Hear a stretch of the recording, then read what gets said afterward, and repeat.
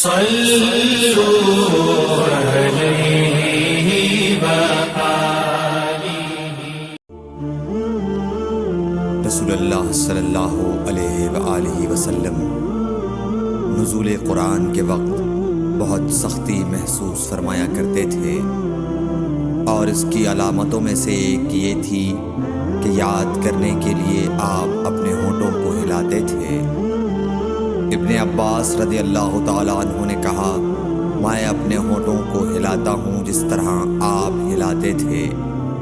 سعید کہتے ہیں، میں بھی اپنے ہونٹ ہلاتا ہوں جس طرح ابن عباس رضی اللہ تعالیٰ عنہ کو میں نے ہلاتے دیکھا۔ پھر انہوں نے اپنے ہونٹ ہلائے۔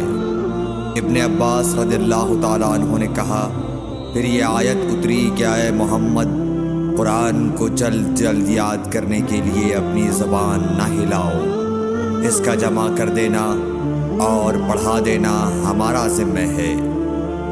حضرت ابن عباس رضی اللہ تعالیٰ عنہ کہتے ہیں، یعنی قرآن آپ صلی اللہ علیہ وآلہ وسلم کے دل میں جمع دینا اور پڑھا دینا ہمارے ذمہ ہے۔ پھر جب ہم پڑھ چکے تو اس پڑھے ہوئے کی اتباع کرو۔ ابن عباس رضی اللہ تعالیٰ عنہ فرماتے ہیں، اس کا مطلب یہ ہے آپ اس کو خاموشی کے ساتھ سنتے رہو، اس کے بعد مطلب سمجھا دینا ہمارے ذمہ ہے۔ پھر یقیناً یہ ہماری ذمہ داری ہے کہ آپ اس کو پڑھو، یعنی اس کو محفوظ کر سکو۔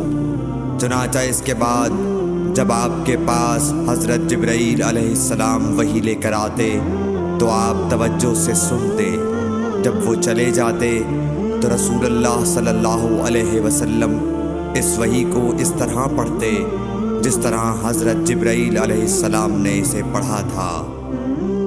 صحیح بخاری حدیث نمبر 5۔ صلوا علیہ